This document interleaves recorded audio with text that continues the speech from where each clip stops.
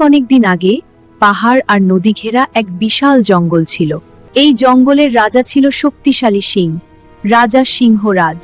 তার প্রজারা ছিল গজরাজ, বিলু, বজ্র আর হাজারো প্রাণী। মহাবনে ছিল শান্তি, ছিল ভালোবাসা। কিন্তু একদিন বয়স্ক কচ্ছপ ধীরাজ এক অদ্ভুত স্বপ্ন দেখল। সে দেখল আকাশ কালো হয়ে গেছে, রাজা নেই, জঙ্গল শুকিয়ে যাচ্ছে। আমি থাকতে কেউ জঙ্গল ছুঁতে পারবে না। কিন্তু জঙ্গলে সবাই খুশি ছিল না। তুমি এত শক্তিশালী বজ্র, রাজা হওয়া উচিত তোমার।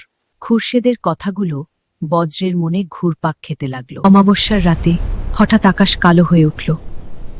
বজ্রপাতের আলোয় কেঁপে উঠল মহাবন। আর সেই রাতেই রাজা গুহার দিকে গেলেন।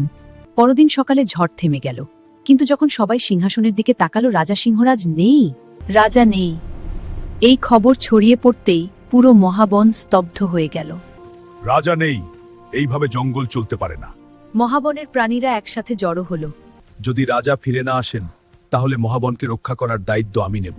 বজ্রের কথায় জঙ্গলের প্রাণীরা একে অপরের দিকে তাকালো। সব প্রাণী যখন চিন্তায় ডুবেছিল, ঠিক তখনই পেছনে দাঁড়িয়ে খুরশেদ শিয়াল চুপচাপ হাসছিল। এবার সবকিছু আমার পরিকল্পনা মতোই হবে।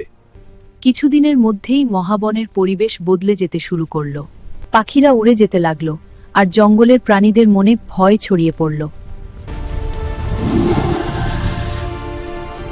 পার্ট 2 দেখতে চাইলে কমেন্ট করো।